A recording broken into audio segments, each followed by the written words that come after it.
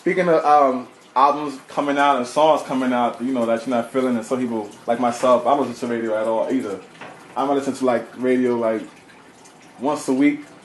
And you know, I'm from the New York area, so I gotta listen to like Funk Flex or DJ Clue. You know what I mean? Just to hear what the new songs are. But other than that, I'm not really listening to the radio. So, do you have an album out? Do I have an album out? Yeah. You can actually get this right here, BornStar The Lost Tapes. You can get that on thatpiff.com. You can go ahead and pick that up. All you gotta do is type BornStar in the search engine and I pop right up. And right now, currently, I'm working on the Born Experience, which is due out this spring. So, yeah, definitely. I'm moving over here. We working. We definitely working. That's what's up, man. Are you with a label, or you doing your own thing? Right now, I'm doing everything independently. Everything. Some people say that's the best way to go. You know, hey, you don't have a whole lot of hands in your pot, for real, for real. Speaking of hands in pots, what do you think about people who go to major labels and, you know, they gotta, nowadays, major labels, you gotta sign a 360 deal or you're not gonna get signed at all. That's real. What are your takes on 360 deals? I mean, on 360 deals, basically, you know, it's, if you accept one of those deals, it's go hard or go home, you know. If you want to sign that 360 deal, you want to have money coming out in areas that didn't come out, you know, before my time. So, you know, you want to have money that's coming out for your shows, paying for all your advances and everything else that the label gives you, and you just gonna have to work it. It's just like how it should be, you know, at any given moment. You gotta work it. You know, artists aren't becoming famous overnight or, you know, becoming successful because, you know, they sat back and waited for somebody else to do it. You gotta get your ass out there and hustle, man. You gotta be out there in the streets. You gotta be out there doing them shows. You gotta be out there marketing yourself. You gotta have your team. Y'all gotta be mobile. Y'all gotta be moving. You know, if you put yourself in a situation that you know you way in over above your head, then I mean that's on you. That's on you and your folks. Y'all need to know what you are capable of, what it is you bring to the table, and how it is that you are going to benefit and the record label is going to benefit from doing business together. It's all business. You can't be in the business and not do business. Point blank period. Very interesting. Yeah. That's a good question, man, because a lot of people get asked this question, and I watch other interviews, and sometimes I laugh because, you know, I could tell someone was lying about, some people, they be lying, they be like, they'll be asked the question like, how long did it take you to write a song? And they'll say, oh, it took me 15 minutes. You know, some people will say, oh, it took me an hour. Or some people like, oh, I just did it in my head and came in the studio, or just had inspiration or whatever. Yeah. Whatever the case would be, because I know some are telling the truth, and some are just like, whatever, they're not being real about it. How long did it take you to create a song? Sure. On an average. On an average? Yeah. I mean, I'm just going to keep it real. A song for me, depending upon the vibe, it can take anywhere from 20, 30 minutes to write, depending upon the vibe, to 3 days to even a week. You know, it all depends on how things are, what inspiration I need. You know, I might be writing a song for the ladies, you know, to get them up and dancing. I gotta go out. You know, I gotta get out there and I gotta get that right vibe in order to create that right project. So I can't just sit back and say, well, you know what, I'm just going to scribe this about you know how it is in jail. I ain't never been incarcerated. I gotta go out and seek that inspiration. I gotta find out, you know, what it is I'm talking about. I gotta do my research. I gotta do my homework, and I gotta come and I gotta hit it. I can't just go hit you with something fraudulent saying, okay, yeah, it take me 20 minutes to write a song. No, it might take 2 weeks. I might move on to another song and come back to it. So, you know. So you ever experienced like writer's block? We all go through it. It's that simple. You're not a writer if you haven't experienced writer's block. You're not a writer. You got any advice for people who trying to come up in the game as artists in the rap game when it comes to writer's block, how to swerve around it and get over that hump? Remember what you're here for. It's that simple. Remember what you're here for. You know, it's all in here. You know, if you're out here for this, then do it for that reason. Go out, find your inspiration, seek your inspiration, and move with it. But I mean, it's got to be in here. cause it takes heart. This lifestyle right here, it's not what everybody think. It's not all glamorous. It's not all lights, camera, action, bad bitches all over the place. Everybody get their chain, and we all got a pocket full of money. It's not that. It take heart to do this shit. You're not just gonna come in here and say you a rapper overnight. Get that whack ass shit out your head. This shit take time, it take perseverance, and it take a lot out of you. This shit takes energy. You got to be on your job 24 hours a day. I work 20 hours a day. So it's all about commitment. That's it. Ain't no half-stepping. Ain't no half-stepping. You ain't got the commitment, you ain't going nowhere.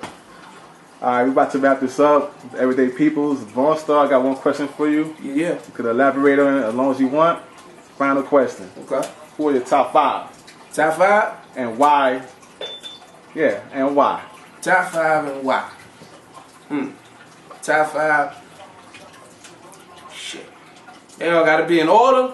No particular order. Okay. Just top 5. In my top 5, I can't put any one over top of another one because it's different styles of artistry. So exactly, you can't say one person's craft is better than the next when they don't even sit in the same basket. They're not comparable.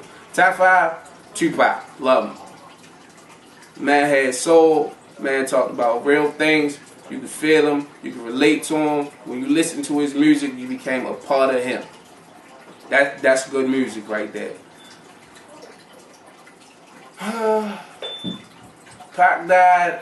Didn't really have that vibe anymore. Nobody really can capture that essence. Let me see. Consistently, Jay-Z has put out album after album after album successfully. So his name has to be mentioned, whether you like him or not. You listen to him and you like this music. You never not once said, I don't like him because he just a whack nigga. I mean, out of all the music he done put out over the years, you done like something, so don't front. I mean, he's still doing this thing. I know people don't like ballers these days, but he that nigga. And if I'm gonna put them two up there in this category, then I'm gonna have to throw Big in there too, because I mean that man cultivated a culture, by itself with just 2 albums, a double CD, and his first debut project, 2 albums, and that man had set the world on fire. So you got Pac, Big, Jay-Z, Ghost, because I just love what he did, point blank period. I just love what he does. And when it comes down to somebody that moves me, in this day and age, a lot of people not gonna fuck with me for this one, but I fucks with Budden. I fucks with Joe Budden. That is a lyrical assassin, and he always bring it. He always give it to me. He never let me down. And I've seen it. I've witnessed his growth throughout the years since his career launched.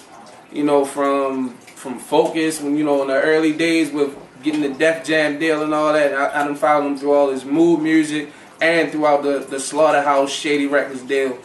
That man that came up and he was the underdog and people thought he would never be shit, but I'm proud of him. He's doing this thing right now and Shady is Shady Records is taking over fucking hip hop right now. Slaughterhouse is doing their thing. Shout out to all of them. Keep doing your thing, keep making that music. Stay about y'all business, people, because that's what it takes.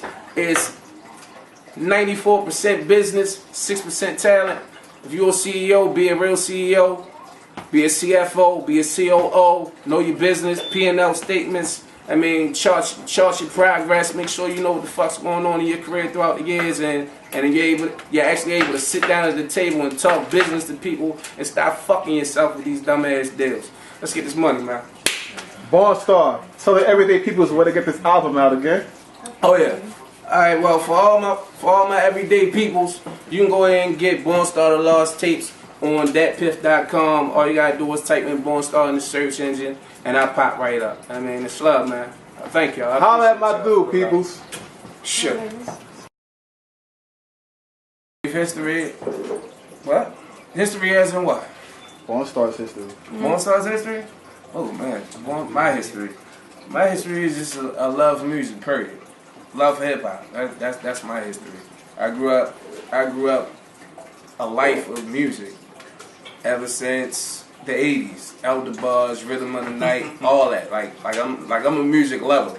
And BornStar came about with realizing that the art was dying. Like like the love wasn't there anymore, the passion wasn't there anymore. The music was just being generated for revenue generation, and people weren't even taking the time to perfect their craft. It just wasn't there anymore, and I missed it. People around me missed it, and it was one of those, okay, well, what are you gonna do about it moments? Are you gonna do something about it, or are you just gonna sit back and listen to Laffy Taffy for the rest of your life? And I couldn't listen to that shit no more, so I decided, you know, I'm gonna sit back and I'm gonna take advantage of my talents. At the time, it was around about 2003, 2004.